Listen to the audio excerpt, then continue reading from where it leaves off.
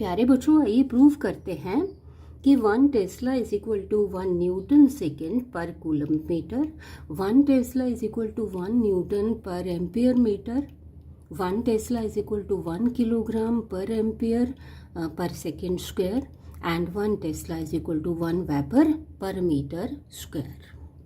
बच्चों, आप जानते हैं कि force F acting on a charge Q, charged particle Q moving with velocity v through a magnetic field B vector is equal to Q into V vector cross B vector।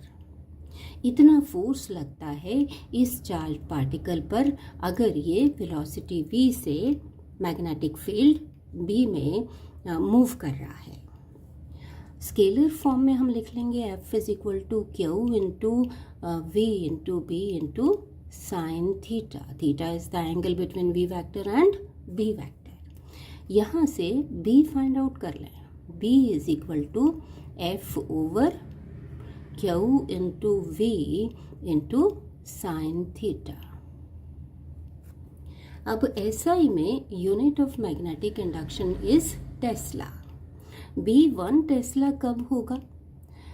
When this will be equal to 1 Tesla when F is equal to 1 Newton, charge is equal to 1 Coulomb, velocity is equal to 1 meter per second and theta is equal to 90 degree, that is sin theta is equal to 1।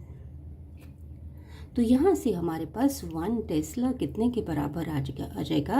1 Newton, ये second ऊपर चला गया, 1 newton second divided by 1 coulomb metre. So tesla is equal to 1 tesla is equal to 1 newton second per coulomb metre. चलिए next prove करते हैं कि 1 tesla is equal to 1 newton per metre per ampere metre.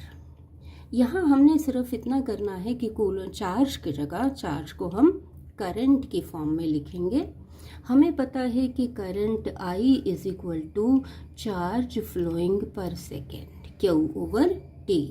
तो Q को हम यहाँ से I into T लिख लेंगे। So B is equal to F over Q की जगह हमने लिख लिया I इंटू T, उसके बाद V इंटू साइन थीटा। अब B जो है 1 टेस्ला कब होगा?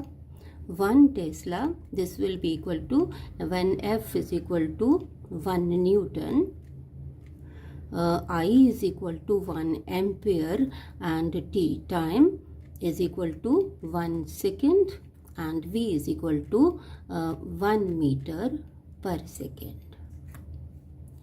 ये सेकेंड कैंसिल हो जाएगा और हमारे पास ये आ जाएगा 1 न्यूटन पर एम्पियर मीटर।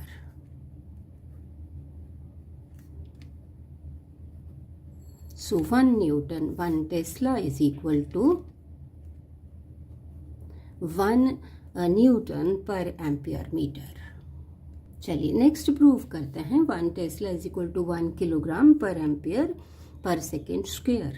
इसके लिए हम B की डायमेंशंस लिख लेते हैं। डायमेंशंस ऑफ B हमने फाइंड आउट की थी, तो this is equal to force is equal to mass into acceleration.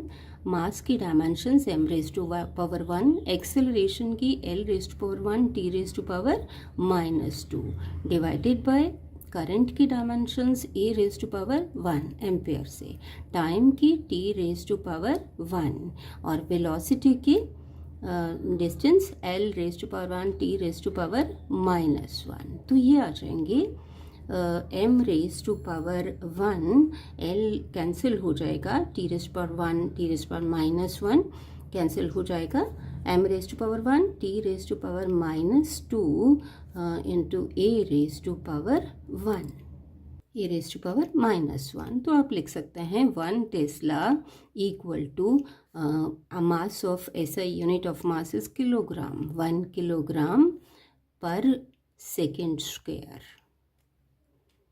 पर एम्पियर। या इस तरह से लिख लेंगे। चलिए अब प्रूव करते हैं कि 1 tesla is equal to 1 weber per metre square. Weber is the unit of magnetic flux. We know that magnetic flux phi is the dot product of B vector and A vector. A vector is area vector. Scalar form में B into A into cos theta. Theta here is the angle between B vector and A vector. अब यहाँ से B लिख लेंगे। B is equal to phi divided by A into cos theta.